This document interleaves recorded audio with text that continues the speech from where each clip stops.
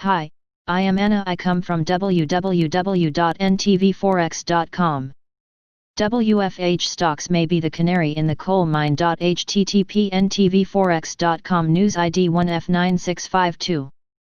7/14/2020 12:30 23 p.m. Things you need to know. WFH stocks may be the canary in the coal mine. FONME stocks appear a bit exhausted after Nasdaq makes another new high. JPM blows the roof off. Not a surprise. Allocates more money to reserves. Oil awaits data from the API. Will a CA shutdown cause oil to collapse? The S&P made a new pandemic high. What's next? A test of trendline support. Try the halibut. Wow, so a couple of weeks ago I said that I thought the S&P would test the pandemic highs of 3,220 before it would test trendline support at 3,025. I also said that the market appeared to be struggling with 3,200 as we approached the earnings season, as investors were not sure what to expect. Well, yesterday we blew right through not one but both levels on the S&P as the day began. Coming into the day after another weekend of surging virus cases, market centers around the world were all in risk-on mode. News that Pfizer and German biotech BioNTech were fast-tracked by the FDA to produce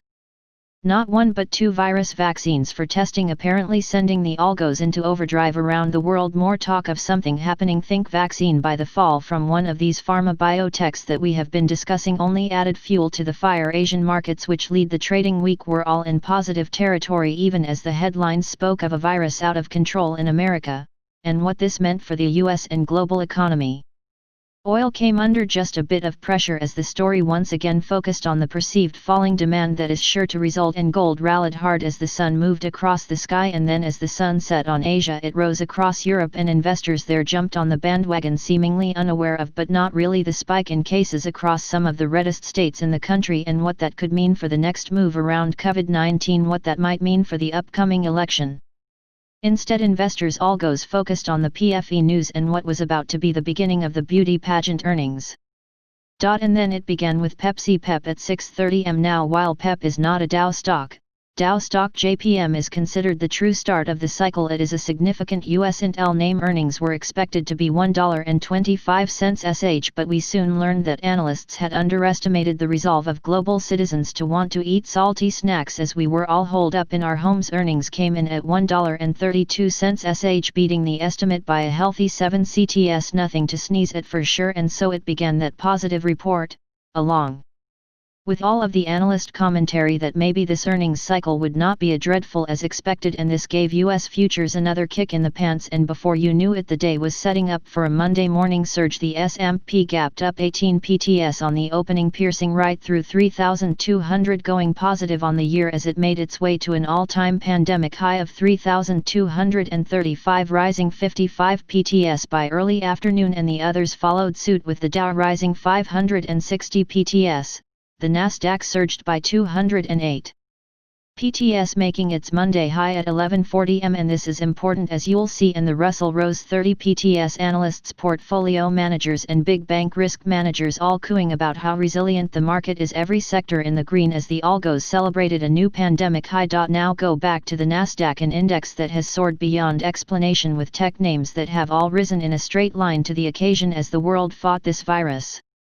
WFH, the work-from-home ETF launched back in late June, had only gone up every day since its launch and did again yesterday morning on the opening, but soon after the bell stopped ringing this 21st century stock began to wobble. Was it about to tell us something different? Was it now the canary in the coal mine? I say this because while the markets appeared to be in overdrive, something was brewing. First it was the WFH names like CrowdStrike, Zoom, Box, Twilio, Amazon, Palo Alto, Plantronics, Adobe, Slack, and then it was the broader Nasdaq market with leaders like the FONME stocks: Facebook, Apple, Amazon, Netflix, Microsoft, and Google. The M is silent in this case, all suddenly weakening, unable to continue to carry the load, and the Nasdaq began to weaken as the other three marched on, well into the early afternoon. While the media was focused on all the excitement, something appeared to be raining on the parade. Was it the new high that tech was making? Was it stretched valuations as some of these Tech names have done nothing but go straight up had the algos gone nuts. And then at about 1:40ish word that CA Governor Newsom was closing all the LA schools and the small businesses again, restaurants, bars, gyms, hair and nail salons etc., leaving big box stores alive and well, think Home Depot,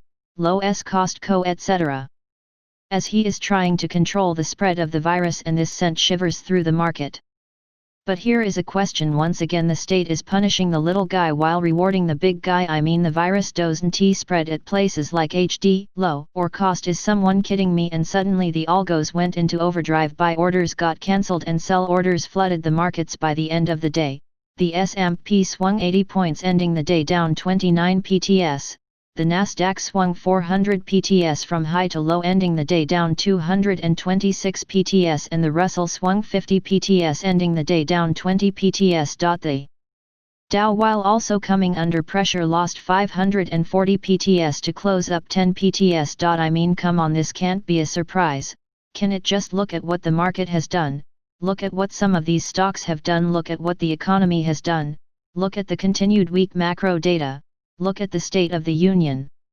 Look at how stretched the valuations are, valuations that many analysts explained away because rates are zero. So where else can you go? Valuations that became overextended because of all the central bank stimulus that we've seen, and valuations that supposedly reflect the economy 6 months out. And while all that is true, remember there is always a reversion to the mean, and there is always a US election. So today is the official start of earnings season. We are due to get numbers out: JPM, C, WFH and Dow. What will we hear? What will companies say about margin pressures, dividends, capital investments, and forward guidance? We are about to find out now. Remember, earnings estimates have already been slashed. The market is prepared for the worst, so none of this should or will be a surprise at all. But since the market has surged as much as it has, I would not be surprised to see it back off as these reports hit the tape. JPM reported at 6:50 am, and guess what? Yes, sir, they beat and beat big on both the top and bottom lines. Expectations of $1.04 SH came in at $1.38 SH. They are suspending their buyback program through the 3rd QTR. This is not a surprise at all, and they are keeping their dividend where it is. They are reserving $8.9 billion for loan loss provisions, a bit ahead of the expectation of $8.1 billion, but that is a good thing. They are protecting themselves. Stock is up in pre-MKT trading. Conference call at 8:30 am. Dial in at 855-859-2056 pin 137-7456 in case you're interested in listening in. Echo data today includes CPI Consumer Price Index EXP of 0.5%.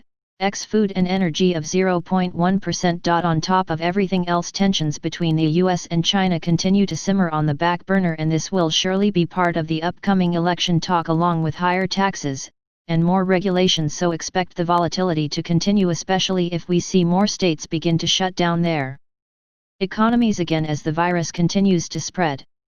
Look, we are going to get something, either a therapeutic treatment or a vaccine. It just depends on when. Will it be the fall, the winter, next spring? Either way, the market is discounting the virus now, as it assumes there will be a treatment that at the very least will make this more like the flu rather than a death sentence. European markets are lower, Asian markets fell, and US futures are mixed. The WHO World Health Org warning once again that too many countries are moving in the wrong direction. This from an organization that refused to recognize the pandemic for what it was. Back in late January, UK GDP rose by 1.8% in May after its 20% collapse in April, but this was below consensus of 5.5%.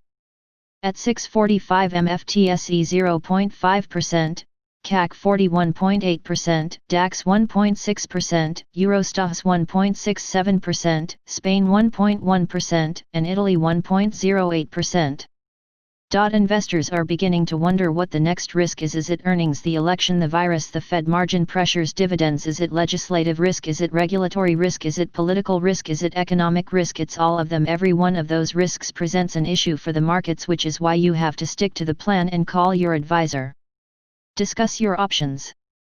US futures are up, Dow futures are 78 PTS, S&Ps are up 8 PTS. The Nasdaq is up 11 PTS and the Russell is up 9 points. JPM is helping to change the mood, and once Jamie speaks everything will be okay. C and WFH due to report before the bell.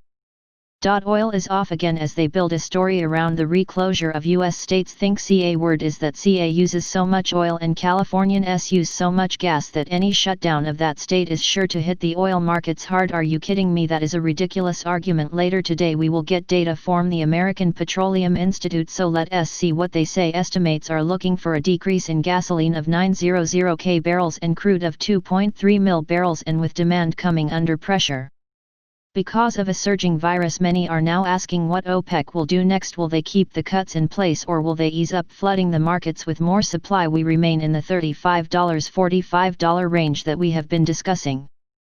On Friday I said that the S&P is struggling with 3,200 as we await the beginning of earnings season, which starts on Tuesday, and while everyone expects another disastrous season, most analysts have already written it off and instead are turning the conversation to 2021. The S&P closed at 3,155 last night, remaining in the 3,120–3,230 range. Again, now that we tested the pandemic high, could we ricochet off of trendline support? Certainly not out of the question by any stretch. Pan-seared halibut in a lemon wine caper sauce. For this you need 1 pound fresh halibut, skinned and cut into 2 equal portions, stick of butter, olive oil, kosher salt, black pepper, 3/4 slices Meyer lemons, 2 teaspoon fresh garlic, finely chopped, cup white wine, 2 tablespoons lemon juice, 2 tablespoon capers drained, 2 tablespoons fresh flat leaf parsley chopped. Salt the top of the fish with just a small sprinkle of kosher or sea salt. Place of the butter and a splash of olive oil in a medium to large skillet or sauté pan and heat over medium heat. Swirl the butter and oil around, and once it starts to slightly brown, add the fish top side down. Sprinkle the side facing up with the rest of the salt and the pepper. Cook for 5 minutes, then gently flip. Add the lemon slices to the pan as the fish cooks and cook the fish about 3–5 more minutes. You want to stop the cooking just before it fully cooks. It will continue to cook outside of the pan. Remove the fish and place on a platter along with the cooked lemon slices. Keep the heat at medium and add the garlic and cook 1 minute. Add the wine and cook to evaporate. Then add the lemon juice, capers and parsley. Cook for a minute, then remove from heat and stir in the remaining 2 tablespoons of butter and stir to make the sauce. Put the fish back into the pan along and cook for 30 seconds, then remove to a platter and serve. Serve each portion with a cooked lemon slice and some of the pan sauce. A side of mashed potatoes and mixed green salad works well with this. Subscribe our channel to receive the news as soon as possible. Thank you for watching.